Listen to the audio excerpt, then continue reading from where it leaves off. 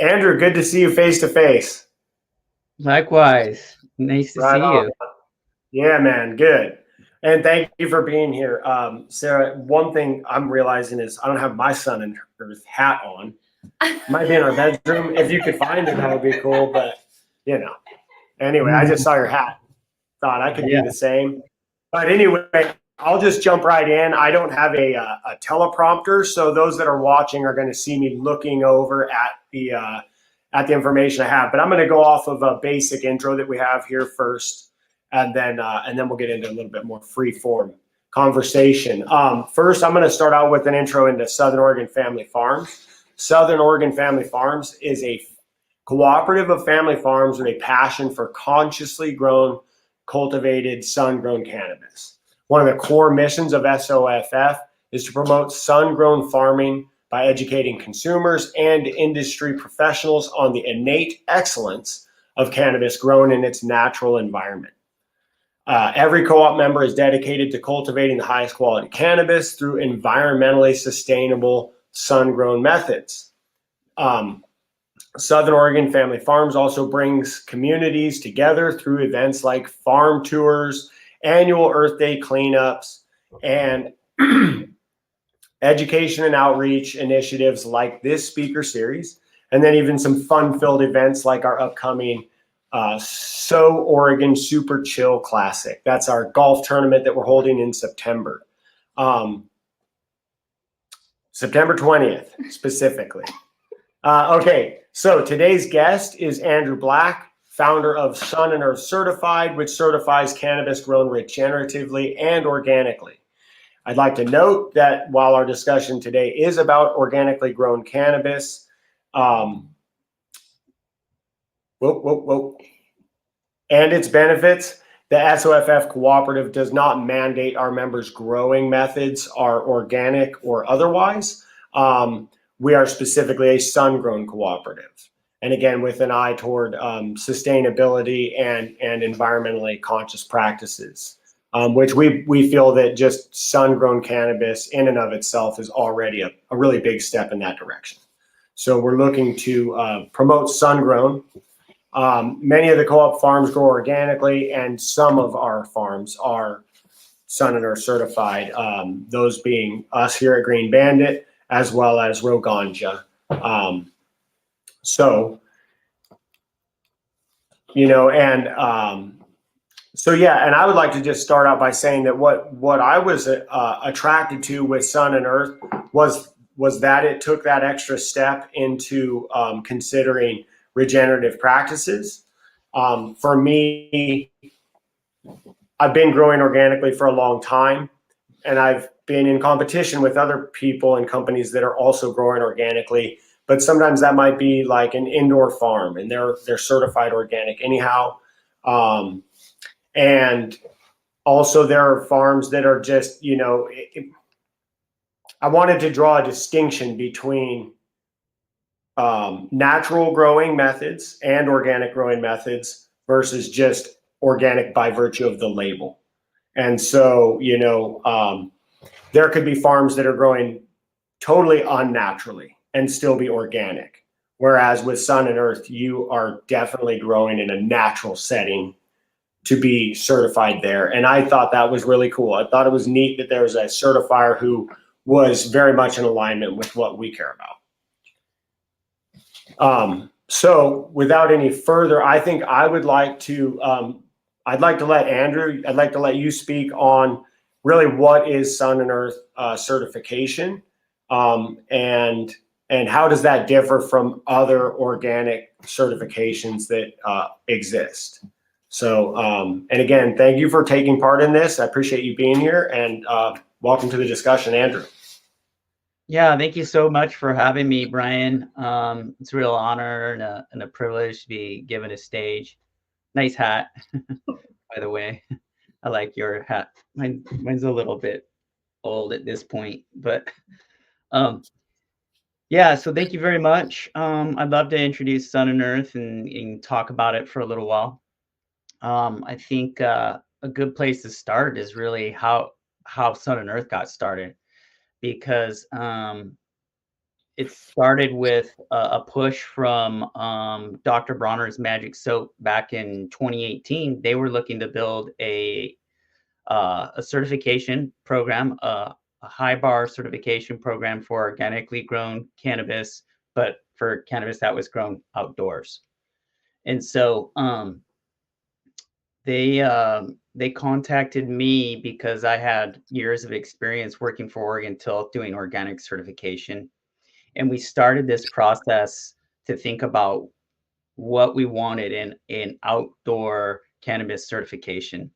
And at the time, the regenerative organic certification, the ROC, was rolling out as this add-on to USDA organic to take organic certification beyond organic. And so David Bronner was a part of that as well. And so the ethics behind Sun+Earth were care for the land, so earth care, worker rights, and community engagement. And so with those three pieces, we started to think about what we want this standard to look like and how are we going to take it to go beyond organic. And so in the earth care part of our standard, there are parts in there that definitely go beyond organic that are similar to a biodynamic certification. And then we have these two extra pillars that organic certification doesn't have. It's worker rights and also community engagement. So one of the pieces that's different about Sun+Earth is that, for example, we'll ask you, do you have a strategy for engaging with your community? How are you going to uplift your community? That's part of our certification standards, which is completely different. I don't know if there's any organic certification in the world that does that. But we're doing it, and just starting out with just a written description is what we're asking. Just that alone sets your intention to engage with the community and be community minded, because you already are as an organic farmer or even as a sun-grown farmer for cannabis. You're already thinking about your community and ways that you grow and you farm, and the downstream implications of the pesticides and fertilizers that you use. So, so that's a little bit about how our certification is different, and I can go into more details about specific standards or whatever, how Sun+Earth works. And maybe that's what I should do, is just describe the certification process. Yeah, that definitely will do, and you can go on with that. And certainly, I appreciate you going into detail on those, on the other pillars that go into this certification, because again, we can all farm in a way that is helpful for the local environment and for our communities and things like that. And even if somebody's not going to go to the level of being a certified organic farm, there's just a lot within Sun+Earth that I find to be virtuous, and I find to be like good for everybody. And I'm also really glad that you brought those other elements up, because those were also things that I read into that I thought was really cool, because we've always been respectful of people on the farm and the people who work here. And so again, I wouldn't have expected that to be in the standard, but when I saw those things like community engagement and worker rights, those were fitting for us, and I think they're fitting for a lot of farms. And so I just appreciate that look into things greater than just the product itself, but really, how is it made, you know, and how is this affecting other people? So, but by all means, if you could share with us kind of like what the certification pathway looks like. And I will add to that before you jump in, as another element that I appreciated was that you had multiple tiers for certification. And I could see that, hey, even if I don't meet the full standard right now, I found that you would help farms get there. And I thought that was pretty cool too, rather than just, here's an application, you fill it out, you either make it or you don't. This was like, we can help you get there. And I think it's really, really cool to have that whole like wing to the effort. Anyhow, I'll let you carry on, please. Okay. Yeah, that's a good place to start. So we have 3 certification tiers. It's gold level, which is our highest certification tier, and it's hard to achieve that. In fact, I think this year we only have 3 farms that are able to achieve that gold level certification tier. Then we have our green tier, and green tier is easier to hit, but it's still difficult. Then we have a brown tier, and only the gold and the green tiers of certification can use the Sun+Earth certified logo on their packaging. And we have a brown tier, which is for anyone that doesn't meet all of our core requirements. We'll still do the on-site inspection and have you develop everything you need to be to reach the green and gold. But it may just take time. For some folks, because we have one of our requirements is that the land be free of prohibited materials, pesticides, fertilizers for at least 3 years after the last date of that application of those prohibited materials. Because of that 3-year land history, some farms just automatically, even if their farming practices are awesome right now this year, they're still in that brown tier because they have to transition their land still. So part of being in a certified organic program is that 3-year land transition, and that's equivalent to the USD organic program. And a lot of our standards, well, all of our standards were developed using this uh, platform that was created by IFOAM, which is the International Forum for Organic Agricultural Movements. So we use this tool when we create our standard to make sure that our certification standards met these basic criteria. And so the process is pretty simple, though. If you're interested in getting certified, you can contact Sun+Earth and we'll send you a document to fill out. It's a form that serves as your application to get certified, but it also is supposed to be your organic farming plan. You put that plan together, and we do a really thorough initial review to determine if you're even eligible for the program. We do that for free. There's no cost in getting that evaluation. Once we determine that you're eligible, we will tell you if you're eligible for the green or gold certification standard, or if we think you're at this brown level certification, you can decide whether or not you want to have the on-site inspection. Once we schedule the inspection, that's when we end up charging money for the certification and inspection. We send an inspector out to verify that what you put in your application, your plan is accurate, and that you're compliant to the Sun+Earth standards. And then we do it on the back end, we do a final review of that inspection report. So the inspector is not the person making the decisions about whether you're certified or not. They're just the eyes and ears for Sun+Earth. And then we, if you're compliant, we issue a certificate. We have marketing materials and tools that we share with our growers and opportunities, grant opportunities, etc. And after you get certified, you can represent yourself as Sun+Earth certified. So I think that one of the important parts of this process is that initial review before we even get out to the farm to make sure that the farm is eligible for the certification. Because you don't want to have us come out there without knowing if on paper anyway you're eligible for the program. The places where people sometimes get into problems are with the types of fertilizers and pest control materials and potting soils that they use. Sometimes those things aren't allowed, and we can't move forward until they change which fertilizers and pesticides they use. Got it. Got it.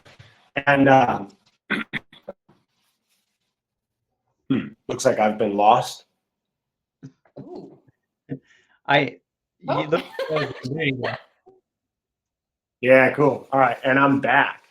Yeah, that, when we applied, I would say there was one point where you and I had some back and forth, and I'll just kind of share that so everybody kind of knows that, you know, when we applied, we've been farming organically for a long time, but we had not found a way to cut clones successfully in a fully organic system. And so, you know, I was worried about that, but then through our communication, and through the paperwork, I was able to find that actually, you know, cloning techniques is a place where you guys have your hierarchy of acquisition of clones or seeds. And that's something maybe you can talk a bit about, but ultimately I was relieved to know that the method in which I was using to cut clones, which does use a synthetic root hormone, was still allowable. And it made sense to me in the sense that you described, that if you were to force that on farms or demand that, then you would probably see quite a few less people applying. And then also that there aren't very many, if any, that I'm aware of. I don't know of any clone supplier in cannabis who is an organic, certified organic clone supplier.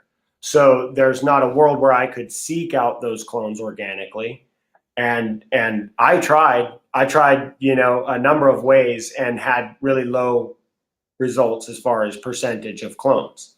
That I thought it's important for people to know that there are places where things may seem different, you know, at a glance, because I again couldn't find an OMRI listed rooting hormone anyhow. But if you would mention that hierarchy and kind of how that looks, that may be interesting for people. Yeah.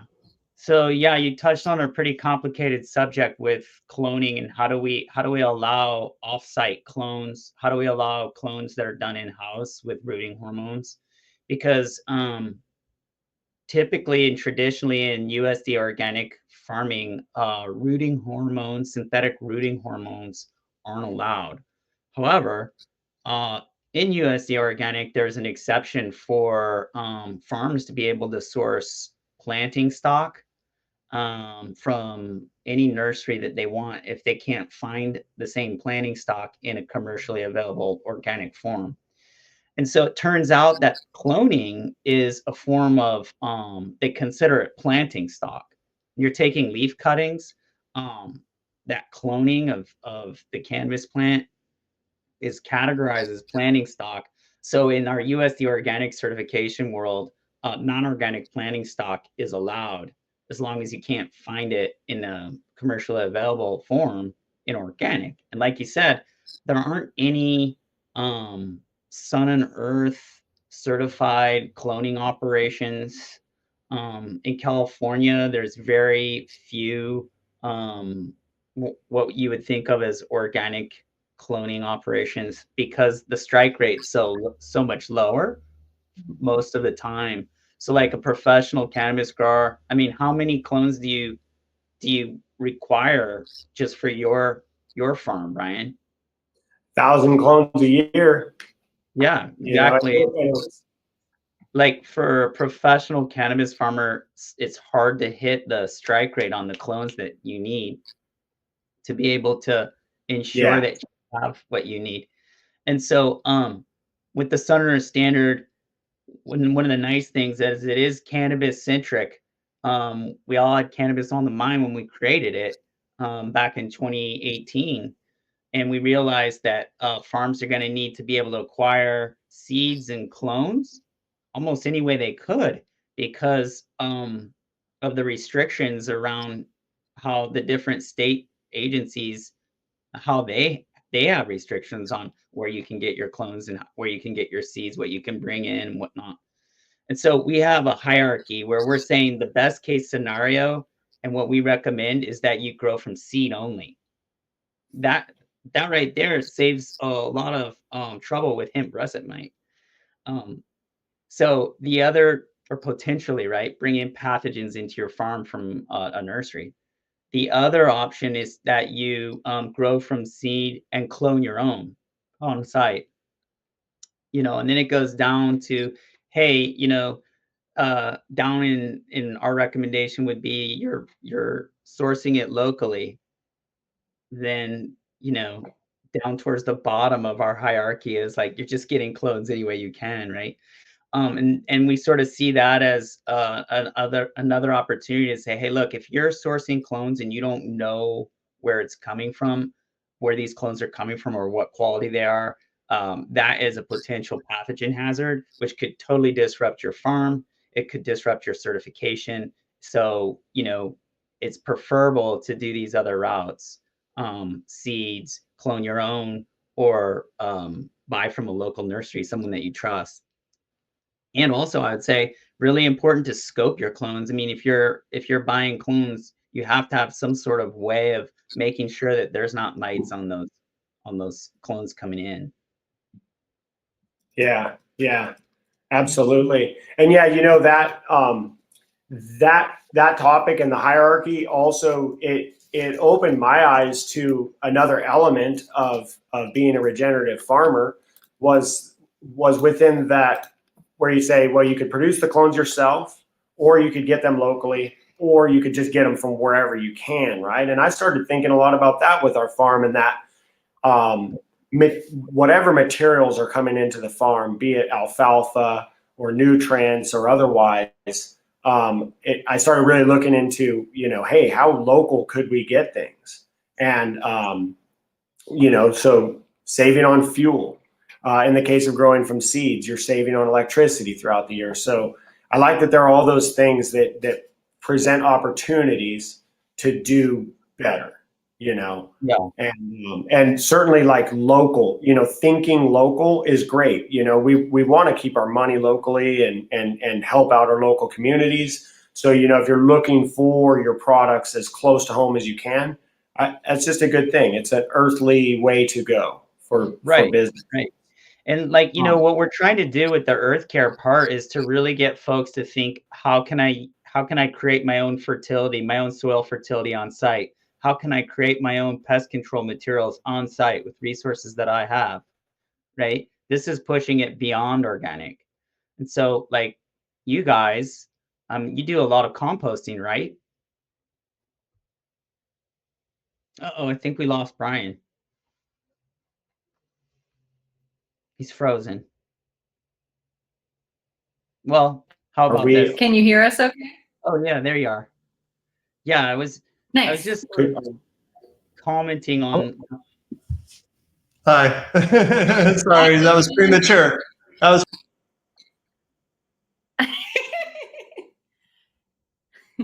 Blooper. We're good. Yeah, sorry for to take your concentration there. Yeah, no, I was just saying, Sun and Earth has a requirement. One of our standards, one of our core requirements is that folks try and produce their fertility materials, so soil fertility, through on-farm resources. And so I was just mentioning, I think you guys do a lot of vegetable farming and a lot of composting on your operation, or at least you have access to compost. Yeah. That's one of the simple ways that a farm can boost their organic matter and create better soils. Yeah, and yeah, we do. We have a big composting project that we've been taking on every year, and that involves getting leaves from our local municipality. In this case, it's the Eagle Point Public Works Department.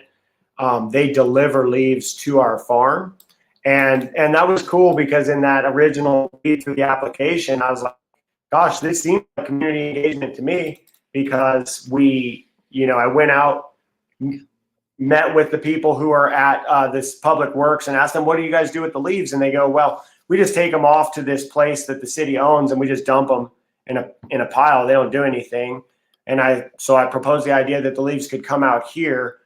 It was a shorter drive for them to bring them to my farm, and it was taking the city over 30 minutes for every truckload that they would unbag themselves. So the agreement was, if we take them to your farm and we just drop the bags, is that good? And I'm like, yeah. So I take on the burden of unbagging the leaves. me and my friends, whoever will come out and help me. But anyway, we saved the city a pretty substantial amount of labor throughout the year. The public works guys love it because it's one of the nastiest jobs they do all year long. So that's kind of cool for them. But that was like a nice example of where working locally was also a factor of getting the compost that we need for the farm while also doing something involved with our community. And so it's kind of cool how things, when farming in these ways, like a lot of things can come together. And so you don't have to necessarily seek each of these components. Sometimes they work together in a way that's really nice. And so it was that way for us. So, okay, cool. Before we go to that, I just wanted to I want to touch on, another thing that I think is really attractive about being a Sun+Earth certified farm for a cannabis farmer is that we do always have an eye toward the future of a day where cannabis would be federally legal. And so then there may be an opportunity to be USDA organic. So that was also part of why I said, hey, let's start keeping these records that they want us to have, add to them where they see that we need to be stronger on that record or whatever it is. It just made sense to us that we would be setting ourselves up for a better possibility of being USDA organic someday and being able to really reach out to the whole nation and say, hey, here's what we're doing in Oregon.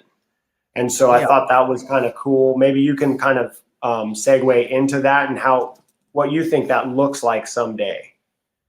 Well, I think you're right. I think it's a preparation for that day, because as soon as they allow USDA organic certification for cannabis, people are going to apply for it. Sun+Earth certified farmers are going to be so much more prepared because they went through years of certification and inspection that you won't even break a sweat when the USDA organic inspector comes out. Yeah. And I think that's really cool, so thanks for that. And I think that at this point, I'd like to bring in a few of our associate members who are sitting in on this call right now. And these are people who are either growing organically or that like to seek out organic product or organic materials for their extractions. In that case, I'm talking about Scott Hammond, who is the founder and owner of Kalia Extracts. I know that he really has been drawn to our farm. A lot of it has to do with the fact that we're Sun+Earth certified. He knows that this is a good, clean product. And so when he goes and reduces it to an extraction and concentrates it, that he fully expects to get a really good, clean flavor in that product and so on. So Sun+Earth has worked for us in that way where certain discerning buyers have found us simply because of the shorter list of farms that are out there that are certified. Mm-hmm. How do you want me? Am I just to introduce Scott? Is he?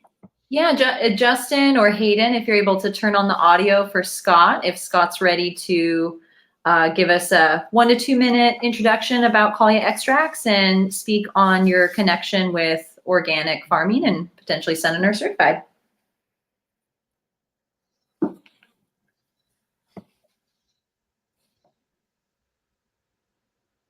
And in the meantime, if we're waiting on anybody who's yet to chime in, I do see some questions in here. And so maybe we can kind of get through that, Andrew.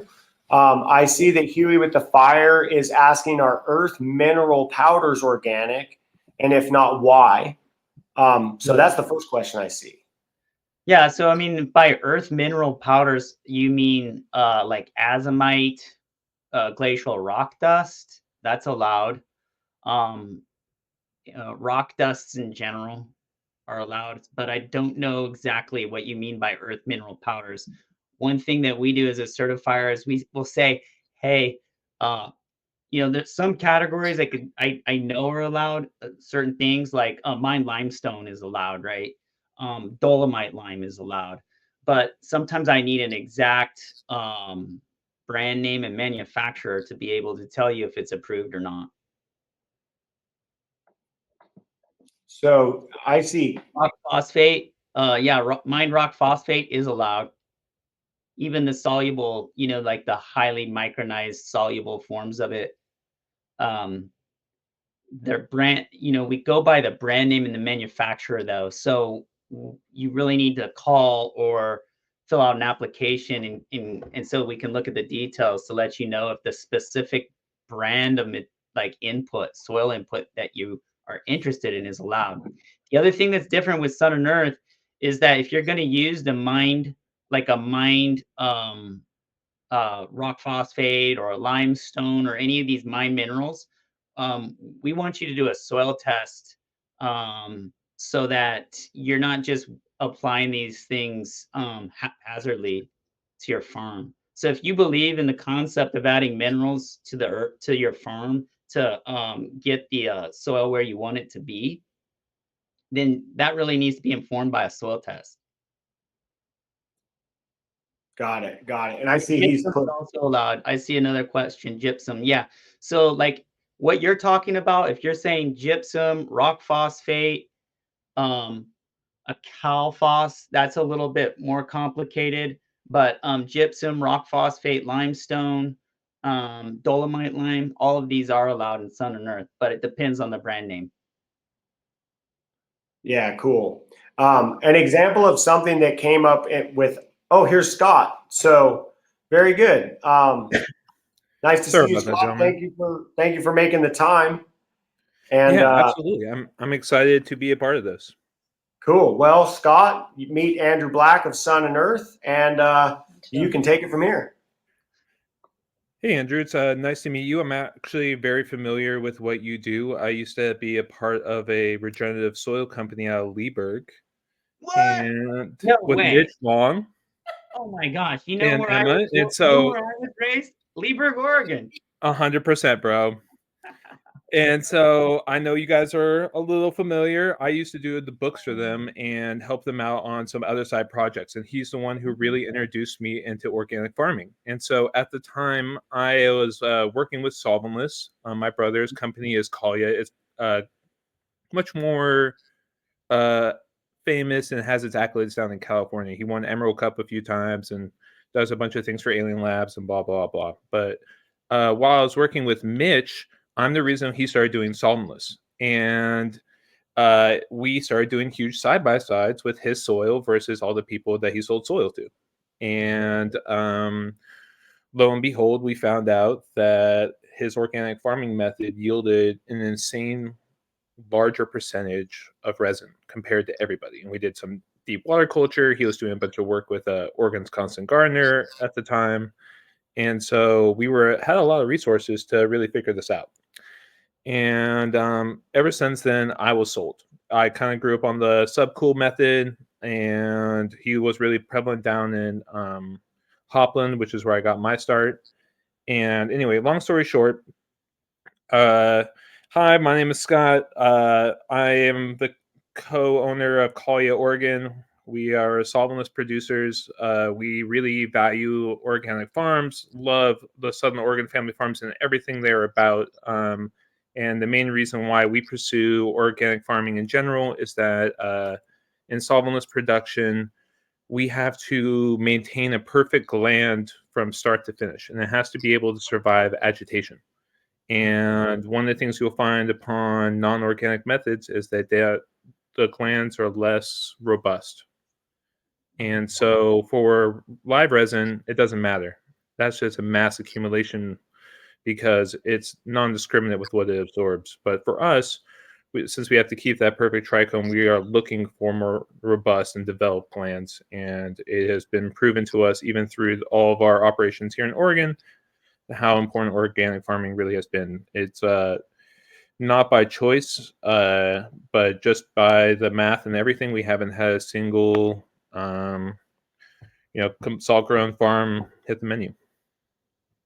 So it's been, and we use that term fairly loosely because there is, as you know, so many levels to where people source their ingredients and how they decide to boost things during flower. But we have found that growing for resin and growing for flower are almost mutually exclusive. Anyway, one of the main things I wanted to ask is, do you prefer anaerobic or non-anaerobic ferments for your certification? For our certification, we prefer that you do them. But because what you're talking about is a grower that's trying to create plant health through on-site resources and through their own ingenuity and know-how, rather than just buying a bottled product, right? And so Sun & Earth is about getting away from bottled products, getting away from buying and purchasing a lot of inputs, and trying to figure out really cracking the code of regenerative organic farming. And that's the interesting thing about the cannabis space is so many people have been taking their compost tea and ferment games to the next level in cannabis. You don't see that so much in traditional organic fruit and vegetable farming. And I agree with everything you're saying. And I shared a Google Doc that's probably only available to us. I can go on the Google chat here and share it so people can see this. But this is a sheet that I helped contribute a little bit to that was out by Build a Soil that shows all the different dynamic accumulators, which are plants that create more nutrients than they pull from the soil. And then it also shows by nutrient subgroups and the composition of the plants in parts per million so that you can pick and choose and grow these plants to remediate according to your test results of your soil. Wow. Cool. Wow. Yeah, Scott, since you've been out to the farm a few times, something that I enjoy is, I like hearing you talk about the details that you guys sort through. And I was super stoked when you were talking to me about things that you have seen to improve the hash production on a farm. And, one of them would be alfalfa. I remember you saying that, alfalfa meal or alfalfa mulch, these are things that are going to, I think, build the saponins, right? If I'm using the term correctly. And that's specifically what we're looking for is the saponin. So it could be achieved through alfalfa or yucca or, there's quite a few different plants that you can get. It's just alfalfa also has some, tricatinol and a couple other awesome shit to help you with branching. And then we use a lot of kelp as well, which has some saponins and also naturally helps with a lot of different things within the cannabis plant and are also just readily available within people's normal growing cycles. Yeah. So that was cool, right? Because similar to what I was saying to Andrew before is that, I saw that, hey, a lot of the things that we care about and that we put into practice are what they're asking us to do. And it was the same when you came to the farm, Scott, that it was like, man, really, I started to think, I think we're going to do good together because all these things that you're saying are benefits for your side of the equation are things that I was doing because they were benefits for mine, right? Like I use that alfalfa because that's my weed barrier. But I also know that it's adding nitrogen to the soil and some other benefits, including just soil texture. But so for me, these are what I would say are kind of like basic farming like benefits. But they add like very complex benefits to what you're doing. And I thought that was it's super cool. Like there's a lot of things that just kind of, again, come together with an organic practice. I would just want to comment, I don't know. I've been to hundreds of organic fruits and vegetable farms, organic dairies, and then in 2014 started going out and inspecting cannabis farms and doing these certifications for cannabis. And I never had come across a community of growers that were so committed to trying to understand how to help grow this plant in a way that's natural, but just the thought that's put into it by cannabis farmers is off the scale compared to any other farming that I've ever seen. Nobody has ever talked about in organic strawberry production, what does alfalfa do? Or, just the details that you go into and that most cannabis farmers think about when they're farming at a Sun+Earth scale. It's amazing.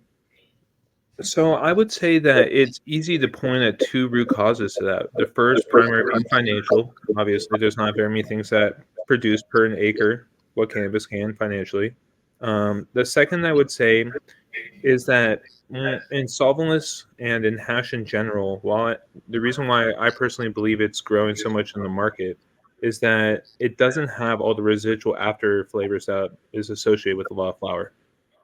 And so if the strain is able to express a lot of nuances and individualize itself, it can really shine in either solventless or even the best of live resin. Just because not everything makes rosin. Let's just be honest. Uh, and so I think that when you look at what the breadth of cannabis can offer in flavors, which are expressed in so many more ways than we currently understand, that's where the organic farming truly shines. And so something we showed with Mitch was not only how many more grams of resin we produce per square foot, but the percentage of terpenes overall on the same exact cuts. And so I think one of the things that really excited me initially about Green Bandit and Southern Oregon Family Farms and just all these approaches and why I naturally gravitated towards certain farms is the fact that it was proven irrefutably that how much it affects resin. And I personally believe that the future of the market is in vape cartridges as much as we want it or not. And you can just kind of look at the e-cigarette, unfortunately, as the example. And so this individuality of flavors is so much more important to retain individuality in the market. And I think organic is really showing that that's the only way to really do it. Otherwise, you sit there and you can grow an indoor pound that's selling for 800 to 1100, and you're getting 3 pounds of light, or you can get 1 to 1.5 pounds of light and get 16 to 2000. And so that's currently happening on the market. And so it really shows that if you're willing to do it and you have the ability to break through that barrier of entry, which is so much higher than A plus B equals C, then it allows you to really shine.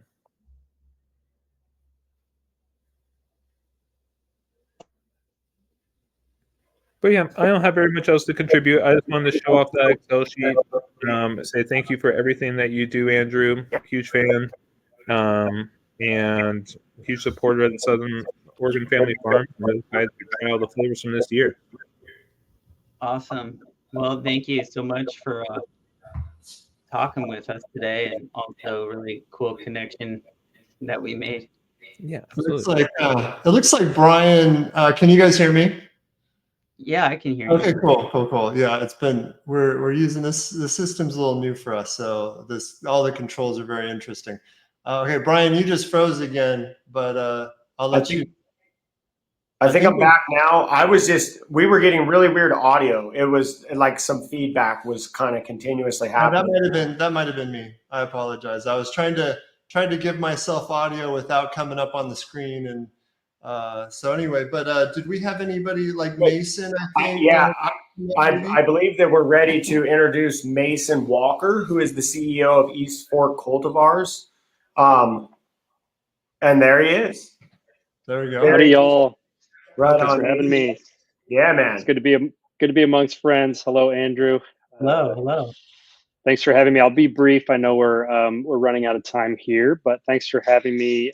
East Fork Cultivars, we are a family-owned legacy crossover cannabis and hemp company in Oregon here. I've been committed to sun-grown for a long time, and we recently became associate members of SOFF when we discovered what's going on there. I ran into Sarah at the exchange event in Eugene earlier this year. Learned about SOFF. I was not aware of it before that, and really excited to see that there's a true co-op of sun-grown farmers, family scale farmers in Oregon. Cannabis makes me really proud.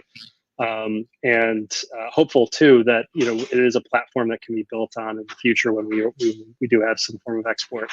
So awesome work, and doing my very small part with a small monthly fee to watch what you guys do. got a couple words to say about Sun+Earth. This is a topic very close to my heart and efforts. Andrew and I go back a ways. He and I sat on a Oregon TILF Organic Ecology Conference panel, I don't know, 5 years ago together, something like that. And at that time, yeah, longer than that. That's right. The before times. And it was right when Sun+Earth certification was coming together, when that regenerative organic certification was being applied to cannabis. And we helped with a very small cohort of other farms help bring that certification into Oregon. It was very fun. I remember I think it happened like right before COVID. We had a press conference and a bunch of people came and we talked about it. And we've been proudly Sun+Earth certified ever since. I think, I'm not sure if we still have this claim, but I want to say we have the most Sun+Earth certified acreage of anyone out there, because our parallel hemp farm, we have one OLCC tier 2 license, but we also cultivate 9 acres of USDA organic certified floral hemp. Oh,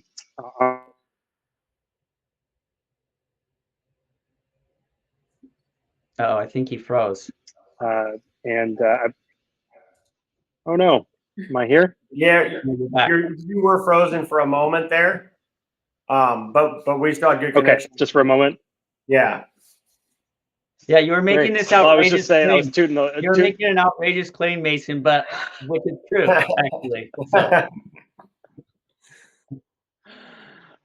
So yeah, we grow 10 acres of Sun+Earth certified cannabis and have floral hemp every year, and have for many years. They're very proud supporters of the Sun+Earth certification. You know, when we were going out, we were clean green certified at a certain point. We kicked the tires on certified kind, which Andrew Black was also a founder of. And we were really in search of a certifier that was truly independent, nonprofit based, you know, didn't have a commercial incentive to have a bunch of people certified, and something that could be truly credible as a third-party certification, that could both signal our integrity and efforts externally to our partners and consumers, but then also that would hold us accountable and help us be better, and help us see a bigger movement around regenerative organic. And so Sun+Earth has filled that need for us for many years, and we've been really proud to help grow it over time. Awesome. Did I drop again? Momentarily, but you're back. Ah, shoot. Am I still here? Yeah. Okay. Nope.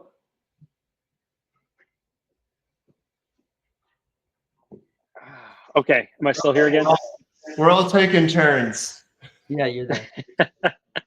We're all dropping out here. Yes. Well, the last thing I will say, other than just, you know, saying hey and as a cheerleader here, is that you know, we recently started. We acquired a processor license and have been making infused products for about 1.5 years now. And when we do need to purchase material, we only purchase Sun+Earth certified sun-grown material. So I just wanted to mention that for the audience here, the SOFF members that are not yet Sun+Earth certified and are considering it. I do think that there are going to be increasing commercial opportunities for for sun-grown, but also for Sun+Earth certified farmers out there. And you know, I'm trying to put our money where our mouth is, and use that, you know, albeit small spend that we have a year to support Sun+Earth material. And I'm would be happy to be available as a farmer that's been Sun+Earth certified for 5 years. If anyone has any questions about going through the process, wants to you know, learn and get some advice. I'm not on the Sun+Earth board, but I'm, you know, a longtime member, and would be happy to be a resource if anyone is looking for guidance. That's awesome, Mason. Thank you. Thank And you. I would say the same. I've always said to Andrew that I'm here to answer questions for people. And again, I've already touched on that, but it was a lot of what I liked about Sun+Earth Certified was that there was a clear effort to help us become certified through, you know, dialogue and even potentially meeting farms like yourself. So that's really cool. It's a nice community, I would say, and I appreciate that. I know we're getting close to the end, so so you don't want me to go to this? Sure. Well, Andrew, you've spoken about kind of an effort to see dispensaries, ways that could persuade dispensaries to have loyalty to organic farming. I know that that's kind of an upcoming initiative, but could you touch on that for a moment? Yeah, sure. You know, I mean, Sun+Earth certified now, we certify about 65 farms, about 50 in California. I think we have 6, 7 in Oregon, one in Washington, one in Michigan, and we have one in Vermont. We're going to have 3 by the year's end. Those are the rough numbers. So it's interesting because we have farms throughout the nation, and what we've found is like farms everywhere are struggling. So like, how can we help carve out shelf space for Sun+Earth certified farmers and promote regenerative organic farming in general? And so we have one of our key initiatives. We have some education and marketing strategies is to help retailers who choose to have an organic section. And so we're not saying, hey, it has to be a Sun+Earth section. No, we want to support these retailers building organic sections in their shops. And we're going to support any retailer that does that as long as they have at least one Sun+Earth certified farm represented in the organic section. And then we have some bud tender training materials that they can access. We have some signage and general talking points like table display. So the whole goal is for us as this small nonprofit is to say, okay, what else can we do aside from certification to help the farms? And that really is like, can we help communicate why people should care about organic cannabis farming to a retailer? And how do we do that? And so that's really what that organic section initiative is about. It's about sort of laying the groundwork so that when you, as a Sun+Earth certified farmer, go and try and talk to a retailer or a distributor about selling your cannabis products to them, that we've laid the groundwork a little bit. They already have an organic section, and now they need to know, where do we source, where do we get this Sun+Earth material? That's So great. that's what that project is about. And we're actually in the midst of some changes at Sun+Earth. We're having we're going to have a brand new website, and we're going to start having these marketing initiatives more That's explained, awesome. thought out. Yeah. Good. You know, and that to me, it just shows like that you guys are, as Mason was saying, he was looking for a certifier that he really believed cared, you know, and so he was looking for a nonprofit certifier that wasn't. I thought he made a great point. You know, there's money to be made there, so he didn't want to be certified where it's like the goal is just to certify as many as they can. I know that, you know, you guys you expect people to do what you're asking of them, and I think that's cool that you reciprocate that by doing this effort over here on the side, which is just not something we would ever expect. But it's certainly You don't see that type of initiative coming from other types of certification, organic certifications, even in fruit and vegetables. They don't put any resources into trying to make inroads for the farms that they certify. But cannabis is so different. It's such a different marketplace than organic fruits and vegetables that if we don't do this, if Sun+Earth doesn't do that work as a nonprofit, there'll be no farms left to certify because they won't be able to farm. You'll go out of business. So we're trying to, you know, bring value to the farms that we certify beyond just the certification. That's just really cool, and it again, it just makes it feel like we're on the same team, and I just really appreciate that. I will transition real quickly to just speak on one final talking point that I have, and then I think we'll just jump into a quick little Q&A to finish up.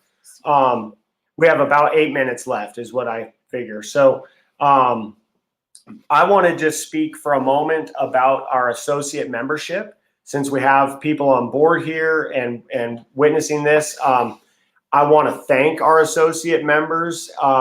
These are people who have signed on to the Southern Oregon Family Farms Patreon to become what we call an associate member.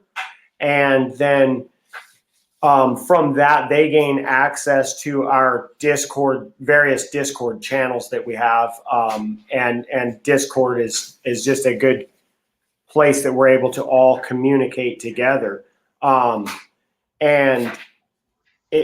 I think it's really cool for the associate members to be able to have that insight in the Discord, because, you know, we communicate there amongst each other as to if we're having troubles at the farm or upcoming events or whatever it is. Everybody stays privy there. And if I have a question that pertains to the whole cooperative, I can ask everybody in the cooperative within Discord. We have private channels where those are for our internal communications, but then we have public channels, which are where, you know, if there's a farm question, a general inquiry, we try to make those in those public spaces so that our associate members can really see how this all works and how our community works together. SOFF really has become this community builder. It started out as just farm centric, you could say.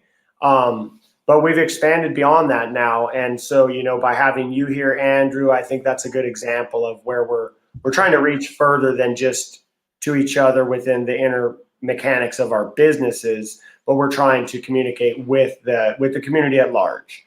So the golf tournament's a good example. Other, you know, future music venues that we'll be hosting, just general farm tours. We thought that, you know, by having associate membership and opening it up, our Discord to everyone, we just thought that it could make for, more robust community building. Because, again, farm tours are great, and I love seeing all of my friends come out to the farm, but it's especially cool if we can bring in people who otherwise wouldn't have access to a farm like this. And so I think that that's really just what we're trying to do. So, Andrew, you've definitely helped us today by just being part of this community, you know, and I hope that we can always, you know, kind of maintain that connection, even aside from you know, Sun+Earth Certified or Green Bandit, right? Just the greater community that is, we are cannabis people who care about the planet. We care about each other. And so this is just a good place for us all to get together.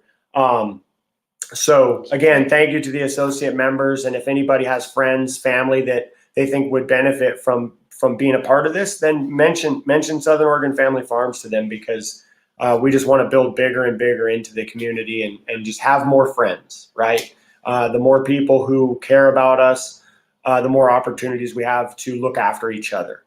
And you know, and I've certainly had to lean on members within the cooperative for things that I need, be it tools or even plants. You know, like people are here to help, and I think a lot of people just like to see cooperation, right? That's something I've learned as I've promoted Southern Oregon Family Farms. Is people are attracted to cooperation. People are attracted to others getting along, and so I'm glad to be a part of this. At this point, I'm just going to jump into the Q&A and kind of dig into any other questions people have. And if anybody has any questions or curiosities or even comments, just go ahead and drop those into the chat. So Huey is and Huey with the fire is our marketing director. He's good at outreach. He's good at finding ways to connect. He always wanted a really low cost membership. And so he's saying on the comment that we have a $4 membership. So that's $4 a month to be an associate member. And then that gains access to all of us.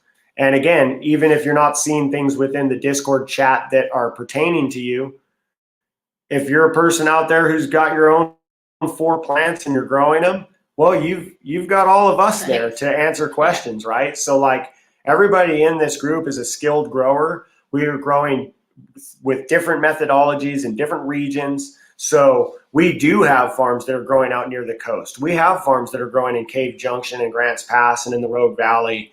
And so there are people nearby within this cooperative that can help. And again, this is what we want to do. We want to help. So if I ever see in the chat an associate member asking a question, I'm going to be quick to answer that, or do the best that I can, or find the answer for them. Just as, again, part of the greater community building. Hey, Brian. Hi, Brian. Can I come in and I apologize? I don't know why my situation is messed up. You want to clarify on the life tender and the family friends are not associate members. I just wanted to make that clear. There's different tiered membership levels. Yeah, and maybe better, Justin, if you present that, because you would know those tiers better than I do, I think. Yeah, but unfortunately my audio is providing a lot of feedback. I apologize. Am I clear to you? Your audio is clear. I don't see you, but I hear you. Oh, okay, good. I just heard a lot of feedback, and I thought everybody was hearing that. So just to be clear, there are low level memberships, and really who should be talking about it is Huey, but he's on live stream right now. He's not on he's not on this call, but essentially, like, there's the co-op member level, which is what you all are. I'm not, right? I'm an associate member because I'm an accountant, not a farmer. But there is, I think, Kalia and Sun+Earth. I'm not sure if they're associate members, or is Sun+Earth associate member of the co-op? I'm not sure. But anyway, there is like higher levels of membership that are associates, and they actually are the ones who get access to the Discord channels, and they get like special treatment. There are $4 and $18 like family friend memberships, but they're not necessarily what we call associated members. So associate members. So I just wanted to be clear that there are tiers of membership. Huey is definitely the one to talk to about what each of them represent, but the associate member is definitely like someone who contributes more typically per month, but they also get more access to networking with the member, the co-op membership. So anyway, I just wanted to make that clear. Got it. And yeah, and I see Huey did put into the chat for me that the life tender tier is for all individuals in the industry or have an interest in support and participation. So that would be workers, bud tenders, trimmers, and customers. And so and I think is Huey, maybe you can throw this into the chat, but I believe life tender tier is the $4 membership. Is that right? Yeah, Sarah's telling me that it is. So there you go. So that's what the purpose of the life tender tier is for. And then, and yeah, going up from there, there are different tiers of membership, and it all goes to support the same goal, which is keeping Southern Oregon family farms operational. It's giving us a little bit of funding to continue and build on our initiatives. So, for instance, we've used funds from this to get our golf tournament up and running, right? So we don't take the money and split it up amongst ourselves and go our ways. The money stays within the cooperative, and it's used to, again, do more community building.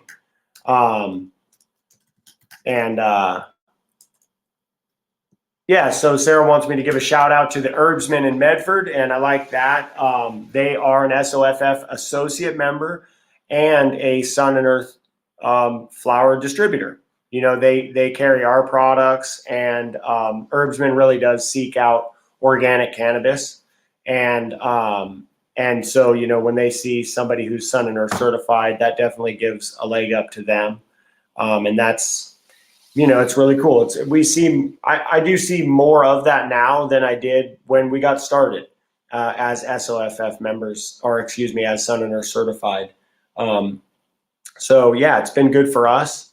And I would just say in closing, like for my part, I got into organic farming for a number of reasons, but one of them was economics. When we got to this property, we have this big field, which I could not afford to import soil. I just couldn't afford the $200,000 that it would have cost me to like bring in the soil that I would grow my plants in. I also knew that I couldn't afford like the cost of liquid nutrients for the field. So where I began was, how can I prepare this natural field and make it work? So what it was organic inputs into the field, and it was initial tillage and adding a very small amount of soil amendment that would fix the texture of the soil. But you know, where it could have been hundreds of thousands, I was spending tens, you know, which is still a lot of money when we were getting off the ground. But I just wanted to share with people that organic can cost more. It could be more effort, but also if you really focus in on it, it doesn't have to be. And in fact, someone who inspired me to look into regenerative farming told me that regenerative is about saving on resources, including your own time. And I was like, oh, I'm into that. So I just wanted to share with people that it's not that I put my head down and work twice as hard to be an organic farmer. Organic farming is sustainable and it's economical. It can scale. And so I just think that that's important for people to know. And I think that Mason was a great example. I mean, he's growing 9 acres of hemp. And that certainly tells me that it is a scalable practice. It's not because we want to be seen just a certain way, right? This is a functional methodology of growing. So I think we're pretty much end of this. Yeah, Wendy put it great. She closed the loops, and that's exactly right. And that's what I was starting to see, and what I have seen is that there are these places where you can achieve multiple goals all kind of in the same way. So we've talked about that with the compost and the community engagement and things like that. So, and I love that. I love looking for what are the loops that I can close here at the farm. And I'm going to continue doing more. I mean, honestly, the more I farm organically, the more economical it has actually gotten for us. So I think that's a very important thing for people to hear and understand, because it is hard to make it in this industry. Money is tight, and I don't have a lot of extra money. I can afford to farm organically just the same as I can afford to farm really any other way. I've got here that people can go to patreon.com, and it's easy to find us. We're Southern Oregon Family Farms. So if anybody would like to participate in that way, that's how you could find us and become an associate member or otherwise. And we'd just love to hear from you. Again, many of the people who are going to be in this golf tournament are going to be people who know of us and about us through these channels here. So we're going to have lots of prizes. It's going to be a great time. We expect that this is going to be the first of many golf tournaments that we hold, and many other functions just like it. And we're pretty good about seeing everybody smiling when we all get together. So, again, Andrew, thank you for your time. Everybody who has watched us on the live stream, Scott, really appreciate your insight. Appreciate all the work that you've been doing for all these years. And Mason, really good on you for what you're doing.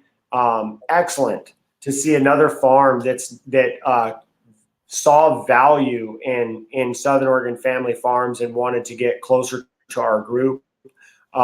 we certainly invite you to participate at any level that you would like. You're certainly a fit for us and kind of cut from the same cloth.